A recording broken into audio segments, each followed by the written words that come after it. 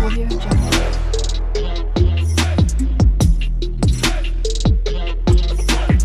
Audio Jungle.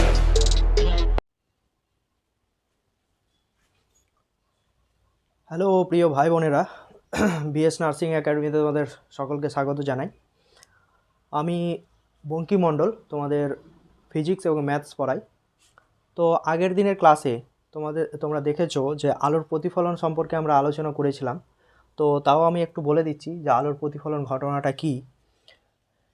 এই যে দেখো, ও হচ্ছে আপতিত রশ্মি, প্রথম একটা মাধ্যম থেকে যখন আসে, দিয়ে কোনো একটা প্রতিফলক তলে আলোকরশ্মিটা বাধা পেয়ে যদি আলোকরশ্মি সেই মাধ্যমেই ফিরে যায়, অর্থাৎ প্রথম মাধ্যমে ফিরে যায়, দ্বিতীয় মাধ্যমে না গিয়ে, তাহলে আলোকরশ্মি প্রথম মাধ্যম থেকে এলো, যে প্রতিফলক তলে বাধা পেয়ে সেটা প্রথম মাধ্যমে যখন ফিরে যায়, সেই ঘটনাটাকে বলা হয় আলোর প্রতিফলন।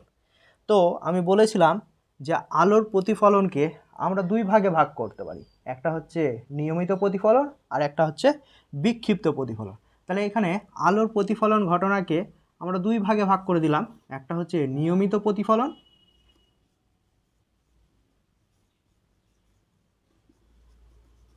আর একটা হলো বিক্ষিপ্ত প্রতিফলন। এই দুই ভাগে ভাগ করা যায়।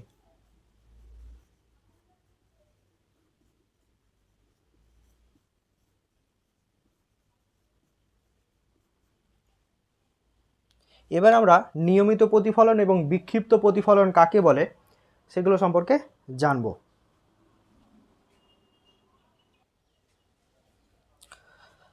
তো নিয়মিত প্রতিফলন কাকে বলে, দেখো, এটা একটা আমি প্রতিফলক তল নিলাম এক্স ওয়াই।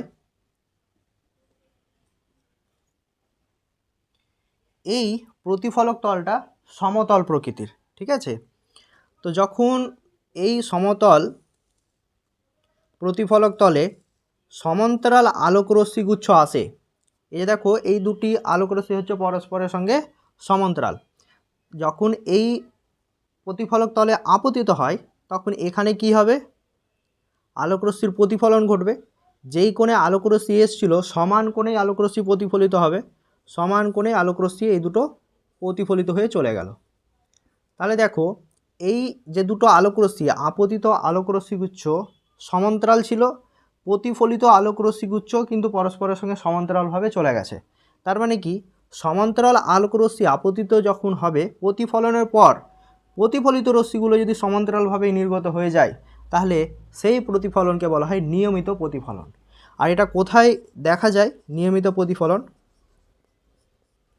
যেমন ধরো, মসৃণ দেওয়ালে, যখন মসৃণ দেওয়ালে আলোকরশ্মি পড়ে, এইভাবে প্রতিফলিত হয়ে চলে যায়। তারপরে আমরা চলে যাচ্ছি বিক্ষিপ্ত প্রতিফলনটা কাকে বলে। তো এক্ষেত্রে বিক্ষিপ্ত প্রতিফলনের ক্ষেত্রে যে প্রতিফলক তলটা থাকবে সেটা মসৃণ প্রকৃতির নয়, অমসৃণ প্রকৃতির বা এবড়ো খেবড়ো। তাহলে এই যে একটা প্রতিফলক তল নিলাম, তাহলে এক্ষেত্রে কি হবে, সমান্তরাল আলোকরশ্মি, আপতিত রশ্মিগুলো পরস্পরের সঙ্গে সমান্তরালভাবে আপতিত হলো, কিন্তু এই তলে প্রতিফলনের পর প্রতিফলিত রশ্মিগুচ্ছ পরস্পরের সঙ্গে সমান্তরাল থাকবে না। দেখো, এই তলটার এই বিন্দু হচ্ছে আপতন বিন্দু, এক্ষেত্রে যদি আমি অভিলম্ব অঙ্কন করি, অভিলম্বটা এইভাবে হবে, এই হলো আপতন কোণ। তাহলে সমান কোণে আলোকরশ্মি প্রতিফলিত হয়ে এইভাবে চলে গেল। ঠিক এক্ষেত্রে এই হবে অভিলম্ব, এই বিন্দুতে, এই আপতন বিন্দুতে দিয়ে এইভাবে চলে যাবে প্রতিফলিত রশ্মিটা। তাহলে এই রশ্মিটা এইভাবে চলে যাবে।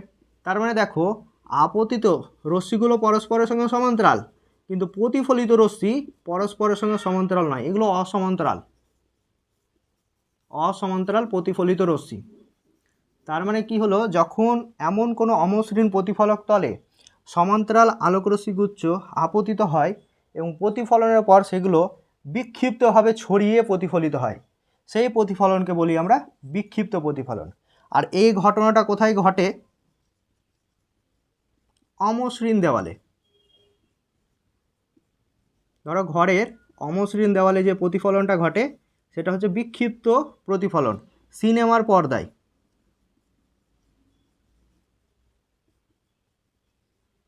সিনেমার পর্দায় এই বিক্ষিপ্ত প্রতিফলন হয় বলেই হল ঘরের যে কোনো জায়গা থেকে মানুষ সিনেমা দেখতে পারে, কারণ চারিদিকেই তো আলোটা ছড়িয়ে পড়ে বিক্ষিপ্ত প্রতিফলনের জন্য, তাই আমরা সিনেমার পর্দাতে ভালোভাবে ছবি দেখতে পাই।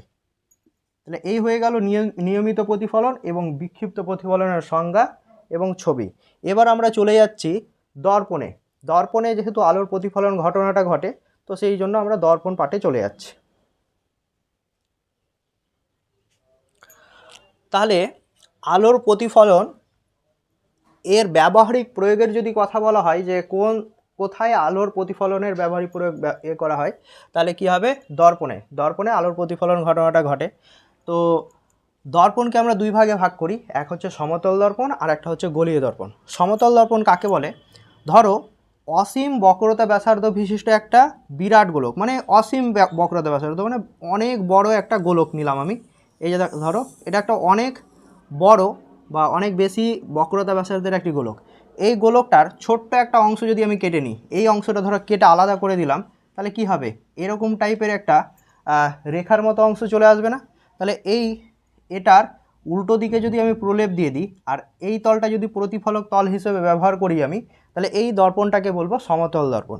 তাহলে এই যে সমতল দর্পণ দেখতে পাচ্ছ, এটা আসলে অসীম বক্রতা ব্যাসার্ধ বিশিষ্ট একটি গোলকের ছোট্ট ক্ষুদ্র অংশ।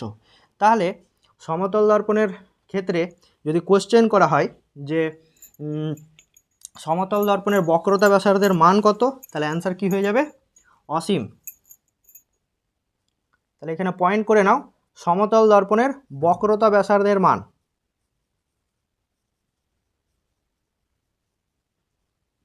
অ্যান্সার হয়ে যাবে অসীম। যদি বলে সমতল দর্পণের ফোকাস দূরত্বের মান কত,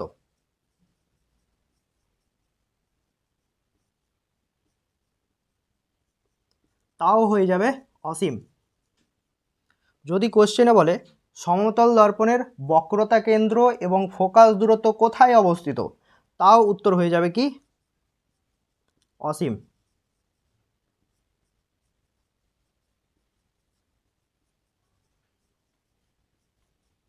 তাহলে সমতল দর্পণের ক্ষেত্রে যাই কোশ্চেন করুক না কেন সব কিছুর উত্তর হবে অসীম, শুধুমাত্র ক্ষমতা ছাড়া।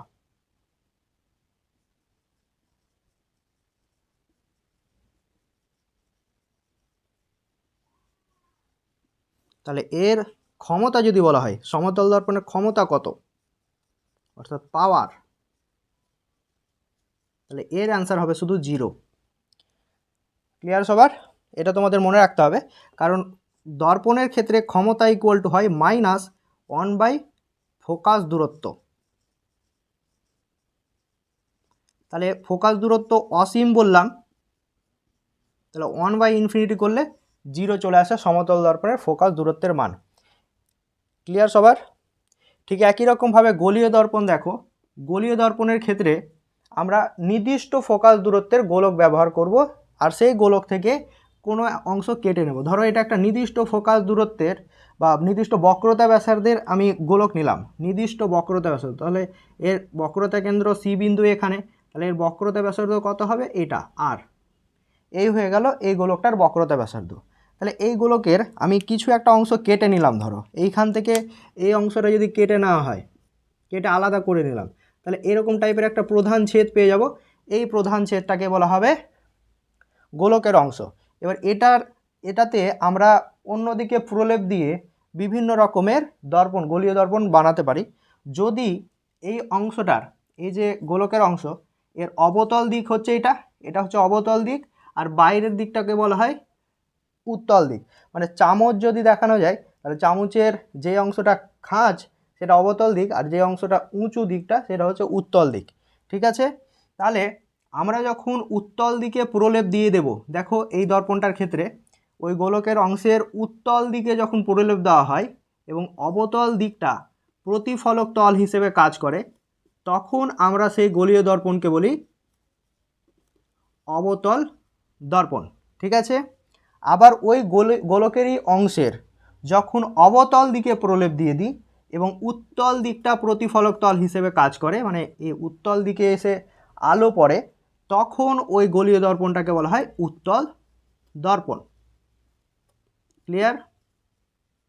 তাহলে অবতল দর্পণের অবতল অংশটা প্রতিফলক তল হিসেবে কাজ করবে, উত্তল দিকে দেওয়া থাকবে প্রলেপ, আর উত্তল দর্পণের উত্তল দিকটা প্রতিফলক তল হিসেবে কাজ করবে, অন্যদিকে অবতল দিকে দেওয়া থাকবে প্রলেপ। আর এই প্রলেপটা কিসের দেওয়া থাকে যদি কোশ্চেন আসে, তাহলে অ্যান্সার কী হবে, হয় পারদ না হয় রূপো, এই দুটোরই প্রলেপ দেওয়া থাকে।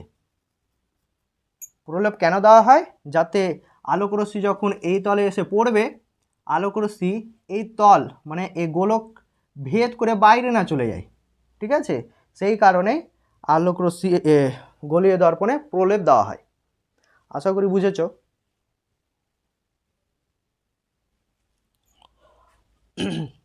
এরপরে আমরা পড়ব প্রতিবিম্বের প্রকারভেদ। প্রতিবিম্বকে আমরা কয় ভাগে ভাগ করতে পারি।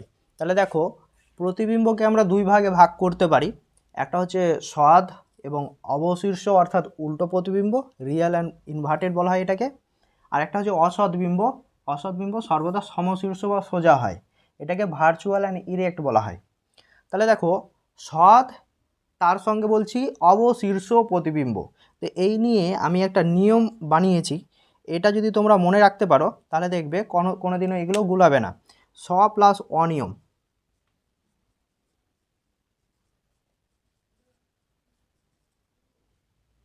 দেখো, প্রতিবিম্ব তো সাধারণত দুই প্রকার, হয় সদ্বিম্ব হবে নাহলে অসৎবিম্ব হবে। তো সদ্বিম্ব সোজা হবে না উল্টো হবে কি করে বুঝবো?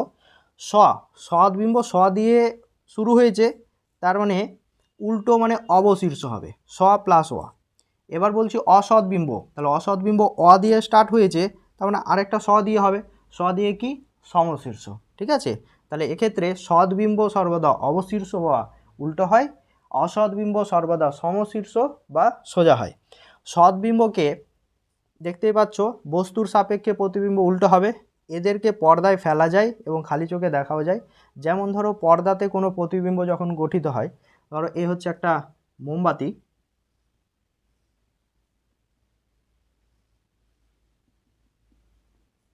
তাহলে এই মোমবাতি থেকে যখন আলো যায়, ধরো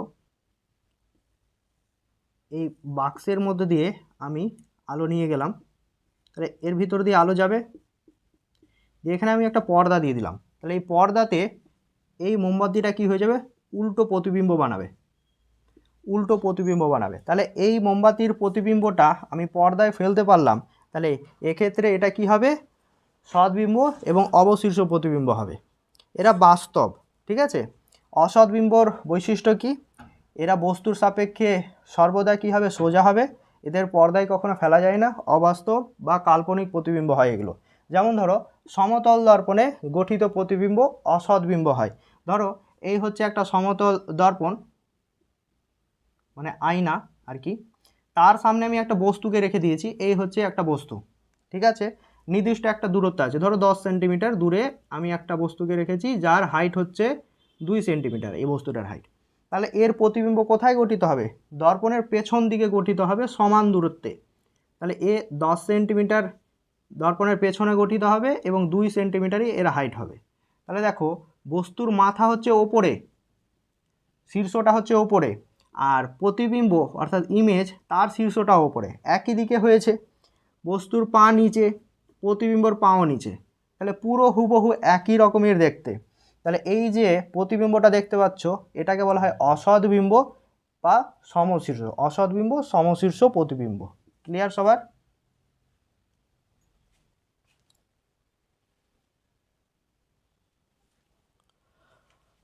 তারপরে পড়বো আমরা সমতল দর্পণে গঠিত প্রতিবিম্বের বৈশিষ্ট্য।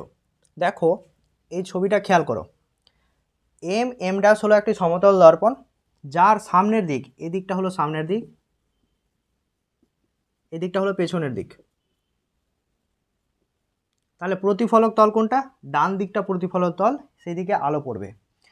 এইখানে আমি একটা বস্তু রেখেছি, এই যে বস্তুটা দেখতে পাচ্ছ যে এর মাথা উপরে, এটা হচ্ছে পা, ঠিক আছে। তাহলে বস্তুটিকে দর্পণ থেকে ইউ দূরত্বে রাখা হচ্ছে, ইউ হচ্ছে বস্তু দূরত্ব, আর বস্তুর দৈর্ঘ্য হচ্ছে ও। তাহলে এই বস্তুটার প্রতিবিম্ব কোথায় গঠিত হবে, যেহেতু সমতল দর্পণে অসৎ এবং সমশীর্ষ প্রতিবিম্ব গঠিত হয়, তাহলে এ পেছন দিকে গঠিত হবে প্রতিবিম্বটা। তাহলে এই হলো প্রতিবিম্ব, বস্তুটির প্রতিবিম্ব হচ্ছে এইটা, ঠিক আছে। তাহলে এটি দর্পণ থেকে ভি দূরত্বে উৎপন্ন হয়েছে, যার দৈর্ঘ্য, প্রতিবিম্বের দৈর্ঘ্য হচ্ছে আই। তাহলে সমতল দর্পণে গঠিত প্রতিবিম্বের বৈশিষ্ট্য হলো কি, সমতল দর্পণে সর্বদা অসৎ, সমশীর্ষ বা সোজা প্রতিবিম্ব গঠিত হয় এবং প্রতিবিম্বটি সর্বদা বস্তুর আকারের সমানই হবে। ধরে নাও এই বস্তুটা 6 মিটার দৈর্ঘ্যের, 6 মিটার দৈর্ঘ্য বা এর উচ্চতা হচ্ছে 6 মিটার, তাহলে প্রতিবিম্বটির উচ্চতাও কত মিটার হবে? 6 মিটারই হবে, ঠিক আছে। যদি তোমার হাইট 5 ফিট হয়ে থাকে, তুমি যদি একটা সমতল দর্পণ অর্থাৎ আয়নার সামনে গিয়ে দাঁড়াও, তাহলে তোমার হাইট যদি 5 ফিট হয়ে থাকে, তাহলে তোমার প্রতিবিম্ব অর্থাৎ প্রতিচ্ছবি যেটা সৃষ্টি হয়েছে দর্পণে বা আয়নায়, তারও হাইট কিন্তু 5 ফিটই হবে, ঠিক আছে। তাহলে এ হয়ে গেল প্রথম পয়েন্ট।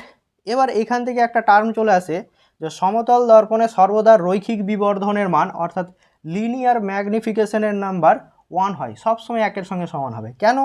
কারণ রৈখিক বিবর্ধন বা লিনিয়ার ম্যাগনিফিকেশন কাকে বলে? প্রতিবিম্বের দৈর্ঘ্য ডিভাইডেড বাই হচ্ছে বস্তুর দৈর্ঘ্য, অর্থাৎ প্রতিবিম্বের দৈর্ঘ্য এবং বস্তুর দৈর্ঘ্যের অনুপাতকে বলা হয় লিনিয়ার ম্যাগনিফিকেশন। এটাকে অন্য দিক দিয়ে যদি বলি, প্রতিবিম্বের দূরত্ব মানে দর্পণ থেকে প্রতিবিম্বের দূরত্ব এবং বস্তুর দূরত্বের অনুপাতকেও বলা হয় লিনিয়ার ম্যাগনিফিকেশন, অর্থাৎ M equal to I by O বা ভি বাই ইউ, ঠিক আছে। এই ফর্মুলাটা নোট করে রাখো, অঙ্কর ক্ষেত্রে কাজে লাগে, এটা দিয়ে অঙ্ক পড়ে।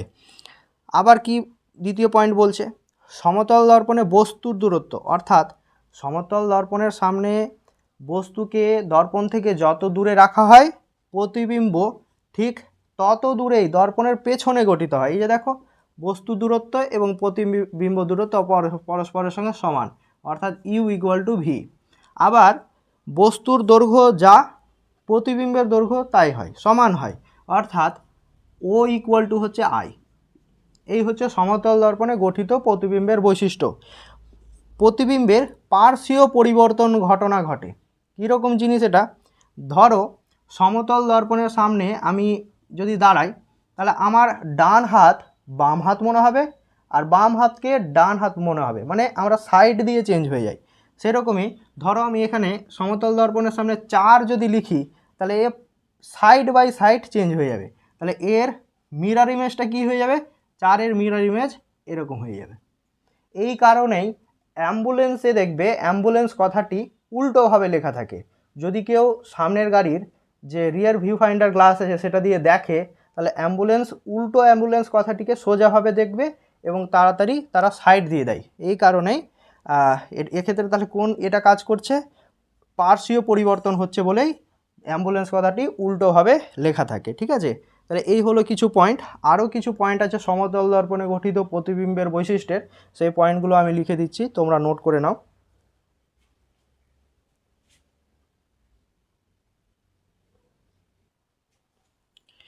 পরবর্তী পয়েন্টগুলো লক্ষ্য করো। 5 নম্বর পয়েন্ট, দর্পণে সম্পূর্ণ প্রতিবিম্ব গঠনের জন্য ন্যূনতম প্রতিফলকের দৈর্ঘ্য হতে হয় বস্তুর দৈর্ঘ্য ডিভাইডেড বাই 4। অর্থাৎ একটা আয়নার সামনে যদি তুমি দাঁড়াও, তাহলে ওই আয়নার সব থেকে কত কম দৈর্ঘ্যের আয়না হতে হবে যাতে তোমার ছবি পুরোটাই আসে, সম্পূর্ণ প্রতিবিম্বটা গঠিত হয়। তো ধরে নাও একটা এক্সাম্পল আমি বলছি। ধরো একটা বস্তুর দৈর্ঘ্য হচ্ছে 4 মিটার, 4 মিটার হচ্ছে তার দৈর্ঘ্য। তাহলে ওই বস্তুটার সম্পূর্ণ প্রতিবিম্ব মানে পুরোটাই প্রতিবিম্ব গঠিত হবে সব থেকে কত কম দর্পণটা নিলে। তাহলে দর্পণের দৈর্ঘ্য কত হবে? বস্তুর দৈর্ঘ্য ডিভাইডেড বাই 2, অর্থাৎ 2 মিটার।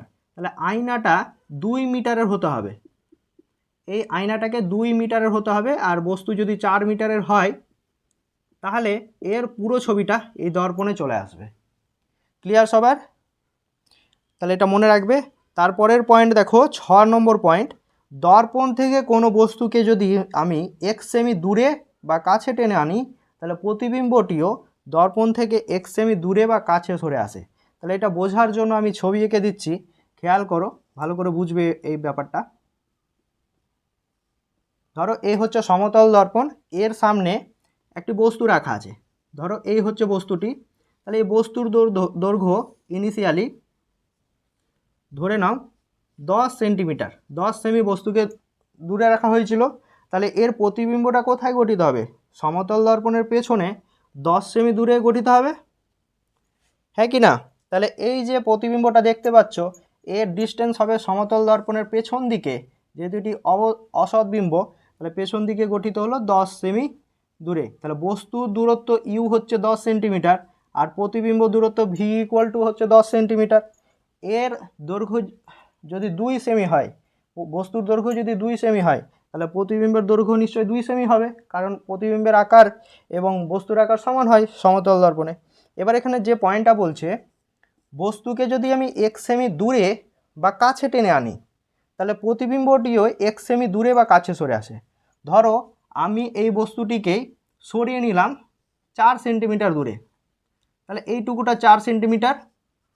তাহলে এই দর্পণ থেকে এই বস্তুটির, আচ্ছা আমি উপরে এঁকে দিচ্ছি, এখন ধরো এই যে বস্তুটি আমি এইখানে সরিয়ে নিয়ে গেলাম, মানে 4 সেন্টিমিটার দূরে সরিয়ে নিয়ে যাচ্ছি। তাহলে এখন বস্তু দূরত্ব কত হয়ে গেল? টোটাল 14 সেমি হয়ে গেল এখন বস্তু দূরত্ব। তাহলে আমরা কি জানি, বস্তু দূরত্ব যত হয় প্রতিবিম্ব দূরত্ব ততই হবে। তাহলে প্রতিবিম্বর দূরত্ব নিশ্চয়ই দর্পণের পেছনে 14 সেমি দূরে গঠিত হবে, হ্যাঁ কি না? তাহলে দর্পণের পেছনে 14 সেমি দূরে প্রতিবিম্ব গঠিত হবে। ধরো এই জায়গায় প্রতিবিম্ব গঠিত হয়ে গেল, তাহলে এর দূরত্ব কত? 14 সেন্টিমিটারই। তাহলে কত সেমি দূরে সরে গেল? এইখান থেকে এইটুকুটা 10 সেমি ছিল, তাহলে দেখো 4 সেন্টিমিটার দূরে সরে গেল না? ওটাই বলছিলাম, যখন তুমি কোনো বস্তুকে সমতল দর্পণ থেকে 1 সেমি দূরে নিয়ে যাবে, তাহলে প্রতিবিম্বটিও দর্পণ থেকে 1 সেমি দূরে সরে যাবে। আবার একে যদি আমি কাছে টেনে নিয়ে আসতাম, ধরো এইখানে আমি টেনে নিয়ে এলাম, এখন এর দূরত্ব হচ্ছে 6 সেন্টিমিটার। তাহলে কত সেমি আমি কাছে টানলাম? 4 সেন্টিমিটার কাছে টেনে নিয়ে আসলাম। তাহলে এখন বস্তুর দূরত্ব হচ্ছে 6 সেন্টিমিটার। তাহলে প্রতিবিম্বর দূরত্ব কত হবে? সমান হবে, সেম 6 সেন্টিমিটারই হবে। তাহলে দেখো প্রথমে 10 সেন্টিমিটার দূরে প্রতিবিম্ব গঠিত হয়েছিল, এখন কততে হয়েছে? 6 সেন্টিমিটার দূরে। তাহলে দেখো 4 সেন্টিমিটার কাছে সরে এলো না? তাহলে বস্তুকে 4 সেন্টিমিটার দর্পণের কাছে টেনে আনা, প্রতিবিম্ব 4 সেন্টিমিটার দর্পণের কাছে চলে এলো। ক্লিয়ার সবার এই পয়েন্টটা?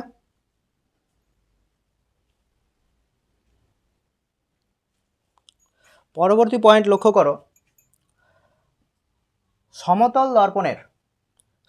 দর্পণের সামনে কোনো বস্তু যদি ভি বেগে কাছে সরে আসে, ধরো এই হচ্ছে দর্পণ, বোর্ডটা হচ্ছে দর্পণ, এ হচ্ছে একটা বস্তু, এটা ধরে নাও বস্তুটা, এ ভি বেগে ধরো দূরে সরে গেল বা ভি বেগে কাছে সরে এলো, তাহলে প্রতিবিম্বটা 2v বেগে অর্থাৎ দ্বিগুণ বেগে ওই দর্পণ থেকে দূরে সরে যাবে, মানে এই দর্পণের পেছন দিকে আরও 2v বেগে দূরে সরে যাবে বা আরও 2v বেগে কাছে চলে আসবে। কেন? এটা আপেক্ষিক বেগের জন্য হয়, ঠিক আছে? তাহলে অ্যান্সার কি হয়ে গেল? ধরো এক্সাম্পল বলছি, যে একটি বস্তু, এটা হচ্ছে দর্পণ, বোর্ডটা, এই বস্তুটা দর্পণের সামনে ধরো 5 মিটার পার সেকেন্ড বেগে কাছে সরে আসছে। তাহলে বলো বস্তুর বেগ কত হচ্ছে? বস্তুর বেগ V equal to 5 metre per second বেগে কাছে সরে আসছে। তাহলে প্রতিবিম্বটা কত বেগে দর্পণের কাছে সরে আসবে? 2v বেগে, অর্থাৎ 2 গুণিত 5 সমান সমান 10 মিটার পার সেকেন্ড বেগে প্রতিবিম্বটা ওই পার থেকে, বোর্ডের ওই পার থেকে বোর্ডের দিকে চলে আসবে। ক্লিয়ার? এটা আপেক্ষিক বেগের দরুন হয়। পরবর্তী পয়েন্ট, যখন দুটি সমতল দর্পণকে আমরা পরস্পরের সঙ্গে থিটা কোণে রাখবো, কীরকম টাইপের ছবি হবে একটু যদি আমি আঁকার চেষ্টা করি। ধরো এটা একটা সমতল দর্পণ আর এটা একটা সমতল দর্পণ, 3D ছবি, এদের মধ্যবর্তী কোণ হচ্ছে থিটা, ঠিক আছে? মানে বলতে গেলে আমি যদি দেখানোর চেষ্টা করি,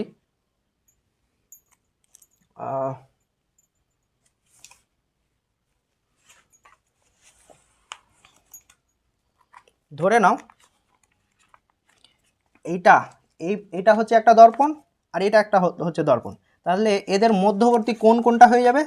এই কোণটা হচ্ছে দর্পণ দুটির মধ্যবর্তী কোণ। ক্লিয়ার সবার?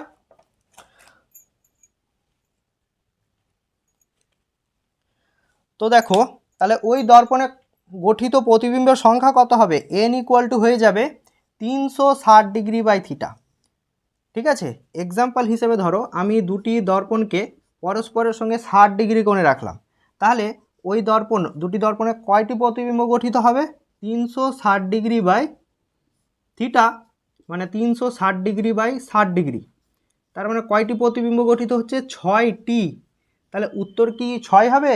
6টি প্রতিবিম্ব গঠিত হবে কি না? 6 হবে না। ওই জন্য দেখো আমি এক্সট্রা একটা পয়েন্ট অ্যাড করে দিয়েছি যে গঠিত প্রতিবিম্বের সংখ্যা সর্বদা বিজোড় হবে, জোড়াতে হবে না। তাহলে অ্যাকচুয়াল অ্যান্সার কখন হবে? যদি জোড় চলে আসে অ্যান্সার তোমার ক্যালকুলেশনে, তাহলে অ্যাকচুয়াল অ্যান্সার হবে 1 কম। তাহলে আসল উত্তর কয়টি প্রতিবিম্ব তুমি করবে? 5টি প্রতিবিম্ব গঠিত হবে। ক্লিয়ার? হ্যাঁ। তো এটার অ্যান্সার কি হয়ে গেল? অ্যাকচুয়াল অ্যান্সার হয়ে গেল 5টি। সবসময় এন এর মান বিজোড় হবে। আর একটা এক্সাম্পল নিয়ে নিলাম, ধরো যখন দুটি দর্পণকে পরস্পরের সঙ্গে ধরো 72 ডিগ্রি কোণে রাখলাম, দুটি দর্পণকে পরস্পরের সঙ্গে 72 ডিগ্রি কোণে যদি রাখি, তাহলে এই দুটি দর্পণে কয়টি প্রতিবিম্ব গঠিত হবে? তাহলে N equal to 360 degree by theta করবো আমরা। তাহলে 360 ডিগ্রি বাই 72, কাটাকাটি করে দেখো অ্যান্সার কত আসছে? 5টি প্রতিবিম্ব গঠিত হবে। এ হয়ে গেল অ্যান্সার। আবার একই রকমভাবে দুটি দর্পণকে পরস্পরের সঙ্গে যদি 90 ডিগ্রি কোণে রাখি, মানে কি এইটা বোর্ডটা একটা দর্পণ, তার সঙ্গে 90 ডিগ্রি কোণে একটি দর্পণকে রাখা হলো, তাহলে কয়টি প্রতিবিম্ব গঠিত হবে? সঙ্গে সঙ্গে 360 ডিগ্রি বাই 90 করবে, দেখো কত আসছে? 4। তাহলে 4 কি অ্যান্সার হবে? না, 3টি প্রতিবিম্ব গঠিত হবে। এন এর মান সবসময় বিজোড় হবে, অ্যাকচুয়াল অ্যান্সার। আবার এরকম টাইপেরই একটা এক্সাম্পল বলে, যখন দুটি সমতল দর্পণ পরস্পরের সঙ্গে প্যারালাল থাকে বা সমান্তরাল থাকে, বোর্ডটা একটা সমতল দর্পণ ধরো, আর এই খাতাটা একটা সমতল দর্পণ ধরে নাও, তাহলে এই দুটি দর্পণ পরস্পরের সঙ্গে প্যারালাল আছে, এইটা আর এটা, তার মানে কি হয়ে যাবে? এদের মধ্যবর্তী কোণ হয়ে যাচ্ছে 0 ডিগ্রি। তাহলে গঠিত প্রতিবিম্বের সংখ্যা n ইকুয়াল টু কী হয়ে যাবে? 360 ডিগ্রি বাই 0, তবে এটা কী হয়ে যাবে? ইনফিনিটি। অর্থাৎ সমতল দুটি দর্পণ পরস্পরের সঙ্গে সমান্তরাল যদি হয়, তাহলে অসীম প্রতিবিম্ব গঠিত হবে। ঠিক আছে, এটা খুব ইম্পর্ট্যান্ট কোয়েশ্চেন, বিভিন্ন পরীক্ষায় এসছে। কখন হয় এটা? দুটি সমতল দর্পণ পরস্পর সমান্তরালভাবে রাখলে, প্যারালাল যদি রাখা হয়, তাহলে কয়টি প্রতিবিম্ব গঠিত হবে? অসীম সংখ্যক প্রতিবিম্ব গঠিত হবে, অসংখ্য। সমতল দর্পণের ওপর আমি একটা প্রবলেম নিয়ে এসেছি, দেখো প্রবলেমটা বলছে কি, একটি 5 সেমি দৈর্ঘ্যের বস্তুকে সমতল দর্পণের সামনে 20 সেন্টিমিটার দূরে রাখলে প্রতিবিম্বের দৈর্ঘ্য অর্থাৎ আই এর মান, প্রতিবিম্বের দূরত্ব দর্পণ থেকে প্রতিবিম্বের দূরত্ব অর্থাৎ ভি এর মান, এবং বস্তু এবং প্রতিবিম্বের মধ্যে দূরত্ব কত হবে জানতে চেয়েছে। তাহলে ধরে নাও এই হচ্ছে একটা সমতল দর্পণ এম ড্যাশ, এর সামনে আমি একটি বস্তুকে রেখেছি 20 সেন্টিমিটার দূরে। ধরো এ হচ্ছে বস্তুটি, তাহলে দর্পণ থেকে বস্তুটির দূরত্ব ইউ ইকুয়াল টু হয়ে যাচ্ছে 20 সেন্টিমিটার, আর ও ইকুয়াল টু কত? অর্থাৎ বস্তুটির দৈর্ঘ্য 5 সেন্টিমিটার বলে দিয়েছে। জিজ্ঞেস করছে প্রতিবিম্ব কোথায় গঠিত হবে। তাহলে সমতল দর্পণে প্রতিবিম্ব গঠনের শর্ত তুমি যদি জানো, তাহলে কি করবে অ্যান্সার? যে দর্পণ থেকে বস্তু 20 সেন্টিমিটার সামনে আছে, তাহলে প্রতিবিম্ব সমান দূরত্ব পেছনে হবে, তাহলে প্রতিবিম্বটা কোথায় গঠিত হবে? দর্পণের পেছন দিকে 20 সেন্টিমিটার দূরে, তাই না? তাহলে ভি ইকুয়াল টু হয়ে গেল 20 সেন্টিমিটার, অর্থাৎ প্রতিবিম্বের দূরত্ব 20 সেন্টিমিটার। প্রতিবিম্বের দৈর্ঘ্য কত? বস্তুর দৈর্ঘ্য যত হয় বা বস্তুর উচ্চতা যত হয়, প্রতিবিম্বের উচ্চতা তো ততই হয়, সমান দৈর্ঘ্যের প্রতিবিম্ব গঠিত হয়, তাই না? তাহলে আই ইকুয়াল টু হয়ে যাবে 5 সেন্টিমিটার। তাহলে রৈখিক বিবর্ধনের মান অলওয়েজ এম ইকুয়াল টু কি? I by O, V by U. তাহলে দুটোই তো সমান হয়, এই দুটোই তো সমান, আই ও সমান, ভি ইউ সমান, ওই জন্য রৈখিক বিবর্ধনের মান অলওয়েজ 1 হয়। ক্লিয়ার? এবার জানতে চেয়েছে যে বস্তু এবং প্রতিবিম্বের মধ্যে দূরত্ব কত? তাহলে বস্তু কোনটা? বস্তু হচ্ছে এইটা, প্রতিবিম্ব হচ্ছে এটা, তাহলে এদের মধ্যবর্তী দূরত্ব কত? তাহলে এই টোটাল দূরত্বটা কত হচ্ছে? দর্পণ থেকে বস্তুর দূরত্ব 20 সেন্টিমিটার, দর্পণ থেকে প্রতিবিম্বের দূরত্ব 20 সেন্টিমিটার। তাহলে টোটাল ডিস্টেন্স ইকুয়াল টু কি? ইউ প্লাস ভি সমান সমান 20 প্লাস 20 ইকুয়াল টু 40 সেন্টিমিটার হচ্ছে বস্তু এবং প্রতিবিম্বের মধ্যে দূরত্বের অ্যান্সার। ক্লিয়ার সবার?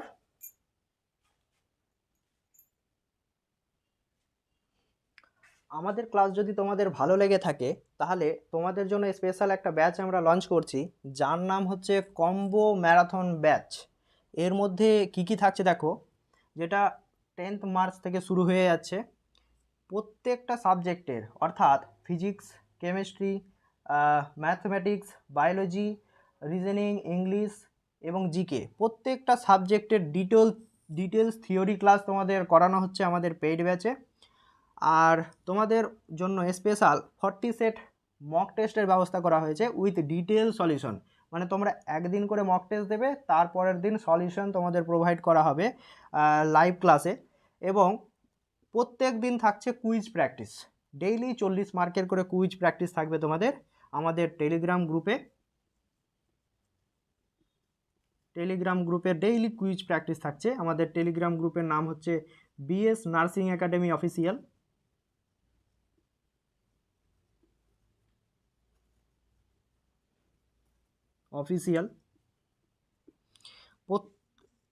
প্রত্যেক সপ্তাহে উইকলি মক টেস্ট থাকছে এবং প্রত্যেক মাসে একটা ফুল মক টেস্ট থাকছে এখন থেকেই।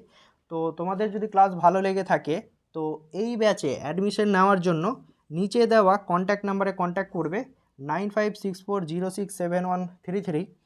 নিজেদের নাম লিখবে, ডিস্ট্রিক্ট লিখবে এবং মোবাইল নাম্বার লিখে SMS করবে, হোয়াটসঅ্যাপ করবে এই নাম্বারে। আর কলও করতে পারো, কল করে নিজের নাম, ডিস্ট্রিক্ট এবং মোবাইল নাম্বার প্রোভাইড করবে, দিয়ে ম্যাম তোমাদের রুপিস বলে দেবেন কত ফিজ আমাদের, সেটা সেখান থেকে জেনে নিয়ে অ্যাডমিশন নিয়ে নেবে। ঠিক আছে, তাহলে আমরা বাকি ক্লাসগুলো শুরু করছি। এবার দেখো গোলীয় দর্পণ। গোলীয় দর্পণ কাকে বলে? নির্দিষ্ট বক্রতা ব্যাসার্ধের এই যে গোলক, এই গোলকের কিছু অংশ যদি আমরা কেটে নিই তাহলে গোলকের অংশ পাবো।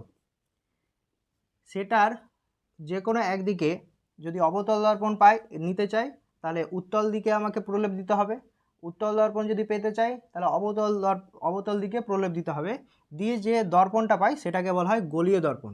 তাহলে গোলীয় দর্পণকে আমরা দুই ভাগে ভাগ করলাম, একটা হচ্ছে অবতল দর্পণ। অবতল দর্পণ দেখতে কীরকম? এরকম, এই হয়ে গেল অবতল দর্পণ। আর একটা হচ্ছে উত্তল দর্পণ। উত্তল দর্পণের অবতল দিকে খাঁজ থাকে।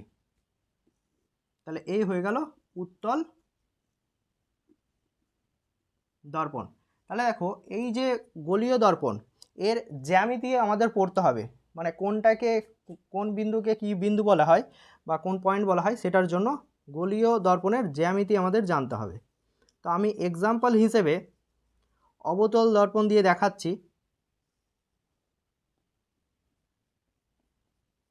তাহলে এই হয়ে গেল আমাদের অবতল দর্পণ। গোলকের যে অংশটা কাটা হয়েছে এটাকে বলা হয় প্রধান ছেদ, এম ড্যাশকে বলা হয় প্রধান ছেদ। উত্তল দিকে প্রলেপ দেওয়া আছে, তাহলে প্রতিফলক তলটা অবতল দিকে, অর্থাৎ এই তলটা হচ্ছে আমাদের প্রতিফলক তল হিসেবে কাজ করছে, অবতল দিক, তাই এর নাম হচ্ছে অবতল দর্পণ। ঠিক আছে, তাহলে এই গোলীয় দর্পণটা নিশ্চয়ই এরকম টাইপের একটা গোলকের অংশ ছিল। যদি আমি আঁকার চেষ্টা করি তাহলে এই গোলকেরই অংশ ছিল, তাহলে এর কেন্দ্রবিন্দু তো মাঝে ছিল, তাই না? তাহলে এই হচ্ছে এই গোলকের কেন্দ্র সি, এই বিন্দুকে বলা হয়, সি বিন্দুকে বলা হয় গোলীয় দর্পণের বক্রতা কেন্দ্র। তাহলে সি বিন্দুকে কি বিন্দু বলা হয়? বক্রতা কেন্দ্র। হয়ে গেল। এবার দেখো এম ড্যাশ যে প্রধান ছেদ আমরা পেয়েছি তার মধ্যবিন্দু একদম মিডিল যে পয়েন্টটা, সেই পয়েন্টটাকে বলা হয় মেরু, অর্থাৎ পি বিন্দু দিয়ে লেখা হয়, এটাকে বলা হয় মেরু বিন্দু অর্থাৎ পোল। গোলীয় দর্পণের পোল বলা হয়, পোল পয়েন্ট, আর এটা সেন্টার পয়েন্ট। তাহলে এই বক্রতা কেন্দ্র এবং মেরু পরস্পর যে রেখা দ্বারা যুক্ত করা হয়, ধরো এই একটা রেখা দ্বারা আমি যুক্ত করে দিলাম, তাহলে এই রেখাটাকে বলা হবে প্রধান অক্ষ। এক্স ওয়াই রেখাকে বলা হবে গোলীয় দর্পণের প্রধান অক্ষ, অর্থাৎ প্রিন্সিপাল অ্যাক্সিস। প্রিন্সিপাল অ্যাক্সিস কিভাবে পেলাম? বক্রতা কেন্দ্র এবং মেরু এই দুটো বিন্দুকে যুক্ত করে যে সরলরেখা পাই সেটাকে বলা হয় প্রধান অক্ষ। ক্লিয়ার? এবার দেখো এই প্রধান ছেদের যে প্রান্ত বিন্দু দ্বয়, এইটা বিন্দু আর এইটা বিন্দু, এই দুটো বিন্দু থেকে বক্রতা কেন্দ্র বরাবর যদি আমি একটা রেখা আঁকি, এখানে একটা রেখা আঁকলাম আর এখানে একটা রেখা আঁকলাম, তাহলে কেন্দ্রে একটা কোণ উৎপন্ন করছে, এই কোণকে আমি থিটা বললাম। তাহলে এই থিটাকে মানে কোণটা M C M dash equal to theta, এই কোণটাকে বলা হয় কৌণিক উন্মেষ। গোলীয় দর্পণের কৌণিক উন্মেষ বলে।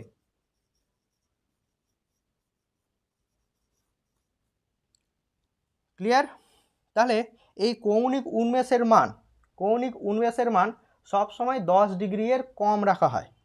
তাহলে উপাক্ষীয় রশ্মির ক্ষেত্রে বা ক্ষুদ্র উন্মেষযুক্ত দর্পণের ক্ষেত্রে যদি বলা হয় কোশ্চেন যে ক্ষুদ্র উন্মেষযুক্ত দর্পণের ক্ষেত্রে কৌণিক উন্মেষের মান কত, তাহলে অ্যান্সার হবে কি 10 ডিগ্রি এর কম। এই theta should be less than 10 degree, তাহলে সেই দর্পণকে বলবো আমরা ক্ষুদ্র উন্মেষযুক্ত দর্পণ। এবার দেখো রৈখিক উন্মেষের মান কোনটা? রৈখিক উন্মেষ হচ্ছে এম থেকে সি প্লাস সি থেকে এম ড্যাশ, এম থেকে সি এম সি রেখা এবং সি থেকে এম ড্যাশ রেখা, অর্থাৎ এটাও বক্রতা ব্যাসার্ধ আর। দেখো বক্রতা কেন্দ্র থেকে মেরু এর দূরত্ব, এটাকে বক্রতা ব্যাসার্ধ আর বলা হয়। সিপি এর ডিস্টেন্স, সিপি ইকুয়াল টু হচ্ছে আর, এটাকে বলবো আমরা বক্রতা ব্যাসার্ধ। গোলীয় দর্পণের বক্রতা ব্যাসার্ধ আর। তাহলে এটা যদি গোলকের ব্যাসার্ধ হয় তাহলে এটাও ব্যাসার্ধ, এটাও ব্যাসার্ধ, তাহলে এম সিও আর হবে আর সি এম ড্যাশ এটাও আর হবে, তাহলে ইকুয়াল টু 2r। তার মানে কি রৈখিক উন্মেষ কি হয়?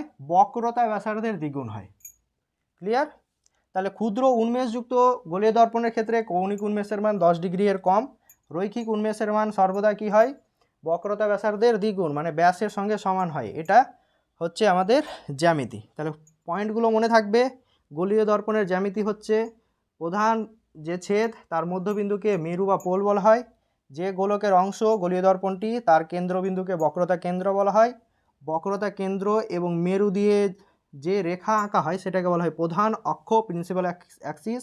আবার বক্রতা কেন্দ্র থেকে মেরুর যে দূরত্ব সেটাকে বলা হয় বক্রতা ব্যাসার্ধ আর। ক্লিয়ার? নোট করে নাও এটা।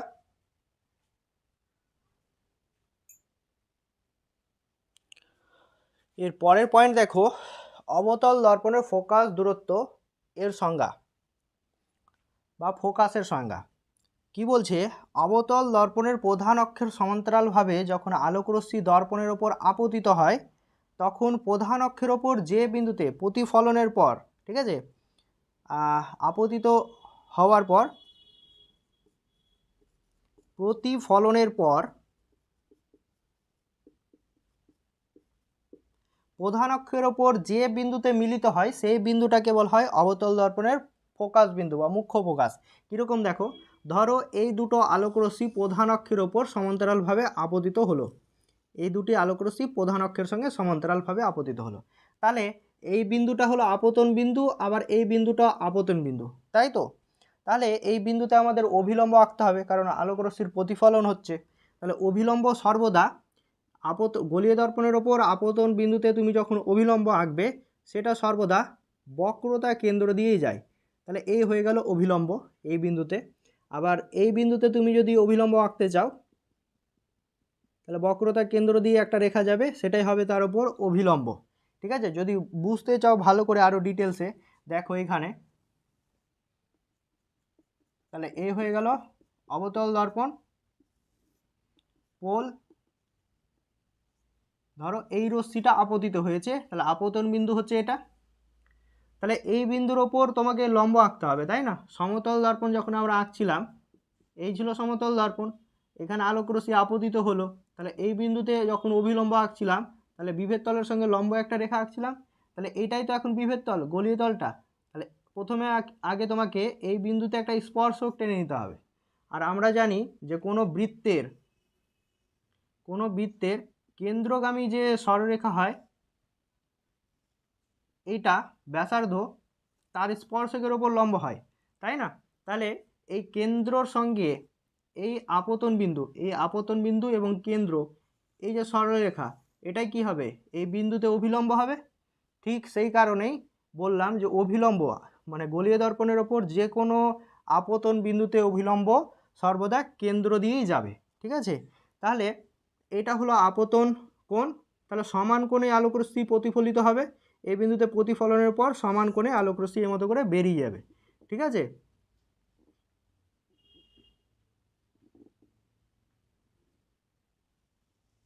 এইভাবে বেরিয়ে গেল। ঠিক একই রকমভাবে এই রশ্মিটাও প্রতিফলিত হয়ে সমান কোণে বেরিয়ে যাবে। তাহলে এই দুটো রশ্মি প্রধান অক্ষের ওপর একটা বিন্দুতে ছেদ করলো, তাই তো? সেই বিন্দুটাকে বলা হয় মুখ্য ফোকাস বিন্দু এফ। তাহলে এই ফোকাস বিন্দু এফ বলা হবে। এবার এই ফোকাস বিন্দু থেকে মেরুর যে দূরত্ব অর্থাৎ পিএফ, এটাকে ছোট হাতের এফ দিয়ে লেখা হয়, এই হলো ফোকাস দূরত্বের সংজ্ঞা।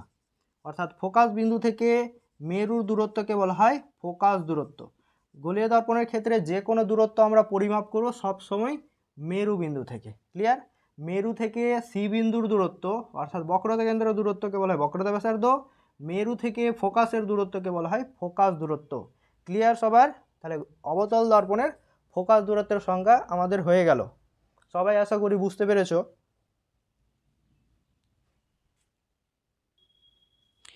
এরপরে দেখো, রশ্মির প্রকারভেদ যদি আমরা পড়ি তাহলে রশ্মিকে আমরা তিন ভাগে ভাগ করি। একটা হচ্ছে সমান্তরাল রশ্মি। দেখো দুটি আলোক রশ্মি পরস্পরের সঙ্গে সমান্তরাল, তাই এদের বলা হয় সমান্তরাল রশ্মিগুচ্ছ।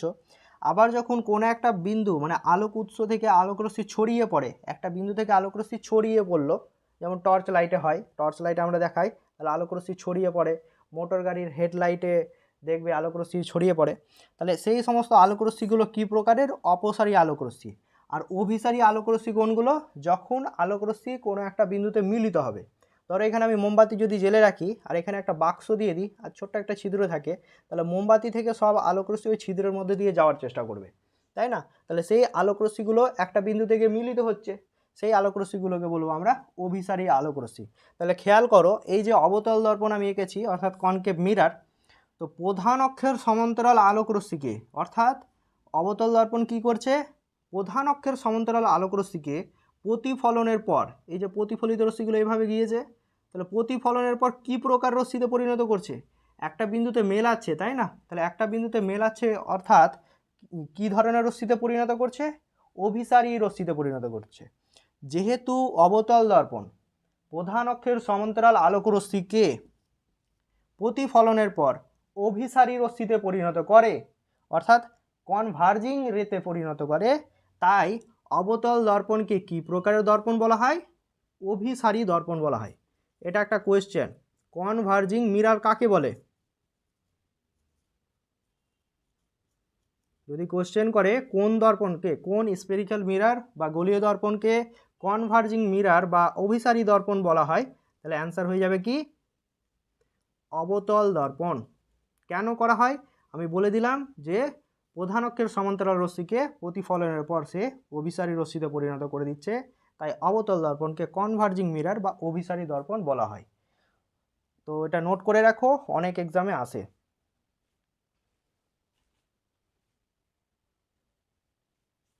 নেক্সট পয়েন্ট হচ্ছে আমাদের গোলীয় দর্পণের বক্রতা ব্যাসার্ধ আর এবং ফোকাস দৈর্ঘ্য এফ, এ দুটোর মধ্যে সম্পর্কটা কি? তাহলে দেখো, বক্রতা ব্যাসার্ধ মানে বললাম মেরু থেকে বক্রতা কেন্দ্রের দূরত্ব, মানে এই টোটাল দূরত্ব যেটা সেটা হচ্ছে আর। আর মেরু থেকে ফোকাস দৈর্ঘ্যের যে দূরত্ব সেই দূরত্বটাকে বলা হয় ফোকাস বিন্দুর দূরত্ব, সেটাকে বলা হয় ফোকাস দূরত্ব এফ। তাহলে বক্রতা ব্যাসার্ধ পিসি সমান সমান আর, আর ফোকাস দূরত্ব পিএফ সমান সমান এফ। তাহলে এই দুটোর মধ্যে সম্পর্কটা কি? যে আর ইকুয়াল টু হয় 2f, অর্থাৎ ফোকাস দূরত্ব বক্রতা ব্যাসার্ধের অর্ধেক হয়। ধরো এক্সাম্পল, একটা যে কোনো গোলীয় দর্পণের ক্ষেত্রে যদি ফোকাস দৈর্ঘ্যের বক্রতা ব্যাসার্ধের মান 30 সেন্টিমিটার হয়, তাহলে ওই গলীয় দর্পণের ফোকাস দূরত্বের মান কত হবে? এফ ইকুয়াল টু r/2, অর্থাৎ 30 সেমি বাই 2 মানে 15 সেমি হয়ে যাবে অ্যান্সার। আবার যদি বলে কোনো গলীয় দর্পণ বলতে অবতল দর্পণ হতে পারে, উত্তল দর্পণও হতে পারে। ধরো ফোকাস দৈর্ঘ্য বলে দিল 20 সেন্টিমিটার, তাহলে ওই গলীয় দর্পণের বক্রতা ব্যাসার্ধের মান কত, অর্থাৎ আর এর মান কত? তাহলে অ্যান্সার কি হয়ে যাবে? 40 সেন্টিমিটার। ঠিক আছে, কেমন করে দেখো, তার মানে এখান থেকে আমরা একটা জিনিস বুঝতে পারলাম, এই এফ বিন্দুটা পি বিন্দু এবং সি বিন্দু এর মধ্যবিন্দু, তাই না? তাহলে এ হচ্ছে পি বিন্দু মেরু, আর এই হচ্ছে বক্রতা কেন্দ্র সি বিন্দু। তাহলে এফ এদের একদম মাঝামাঝি থাকবে। তাহলে এইখান থেকে এইটুকুর দূরত্ব এফ, আর এইখান থেকে এইটুকুর দূরত্ব এফ, দুটোই সমান। আর টোটাল দূরত্ব এটা তো বক্রতা ব্যাসার্ধ আর, ওই জন্যই তো আর ইকুয়াল টু 2f আমি বলতে পারছি, তাই না? তাহলে ফোকাস বিন্দু আসলে বক্রতা কেন্দ্র এবং মেরুর মাঝখানের বিন্দুটা। তাহলে এই সূত্র দিয়ে অঙ্ক হয়। এই দেখো একটা আমি এক্সাম্পল করিয়ে দিলাম তোমাদের, যে কোনো গলীয় দর্পণের ক্ষেত্রে এরকম টাইপের একটা অঙ্ক দিয়ে দিতে পারে। তো সবাই এটা নোট করে নাও।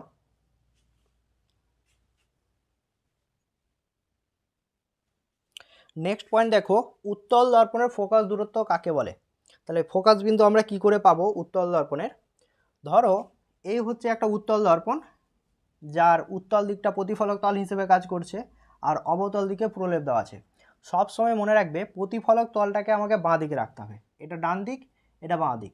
যখনই আলো চ্যাপ্টারের কিছু ছবি আঁকার চেষ্টা করবে, আলোকে সবসময় আমরা বাঁ দিক দিয়েই নিয়ে যাব, আর বস্তুকে সবসময় আমরা বাঁ দিকেই রাখি, আর প্রতিফলক তলটাকেও বাঁ দিকেই রাখবো, এটা চেষ্টা করবে। তাহলে যদি উত্তল দর্পণের প্রধান অক্ষের সমান্তরালভাবে আলোকরশ্মি আপতিত হয় দর্পণের ওপর, তাহলে এই রশ্মিগুলো প্রতিফলনের পর কিভাবে যাবে, তাই না? তাহলে ধরো এই হচ্ছে দুটো বিন্দু, এটা এ বি একটা আমি আলোকরশ্মি নিয়েছি, আর সি ডি নিয়েছি। তাহলে বি হচ্ছে একটা আপতন বিন্দু, ডি হচ্ছে আপতন বিন্দু।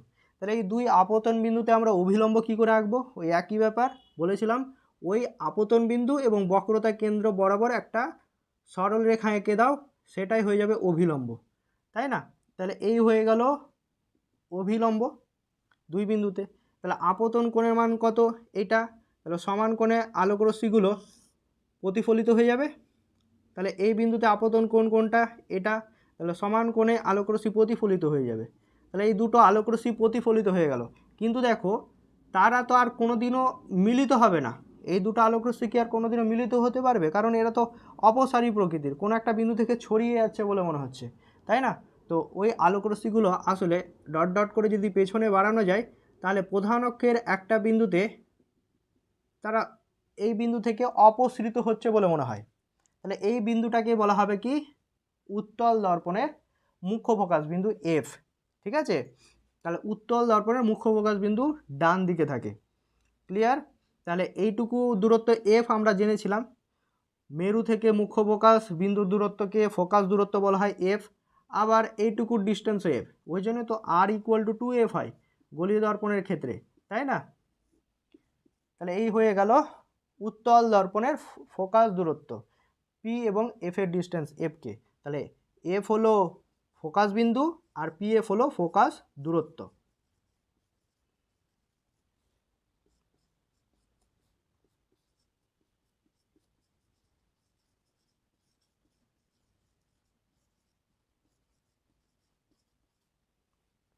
বুঝতে পেরেছো সবাই? তো অবতল দর্পণের ক্ষেত্রে প্রধান অক্ষের সমান্তরালভাবে যখন আলোকরশ্মি নিয়ে এলাম আমরা, সেটা প্রতিফলনের পর প্রধান অক্ষের ওপর কোনো একটা বিন্দুতে মিলিত হয়। কিন্তু উত্তল দর্পণের ক্ষেত্রে সমান্তরাল আলোকরশ্মি কোনোদিনও প্রধান অক্ষের ওপর মিলিত হয় না, প্রধান অক্ষের ওপর একটা বিন্দু থেকে অপসৃত হচ্ছে বলে মনে হয়, সেই বিন্দুটাকে বলা হয় মুখ্য ফোকাস। আবার একটা জিনিস খেয়াল করো, উত্তল দর্পণ প্রধান অক্ষের সমান্তরাল রশ্মিকে প্রতিফলনের পর কি প্রকার রশ্মিতে পরিণত করছে? এই রশ্মি আর এই রশ্মি কি প্রকারের রশ্মি? একটা এফ বিন্দু থেকে এই দুটো রশ্মি ছড়িয়ে পড়ছে এরকম মনে হচ্ছে না? দেখো, তাহলে প্রতিফলিত রশ্মিদ্বয় অপসারী রশ্মির মতো হয়ে গেছে।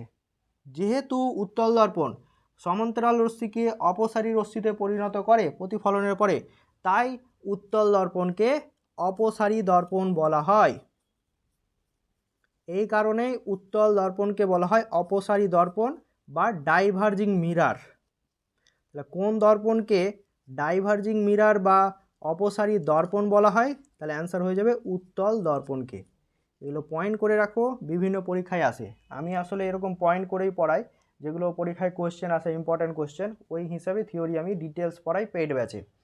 তো তোমাদের করাচ্ছি, এই জিনিসগুলো নোট করে রাখো।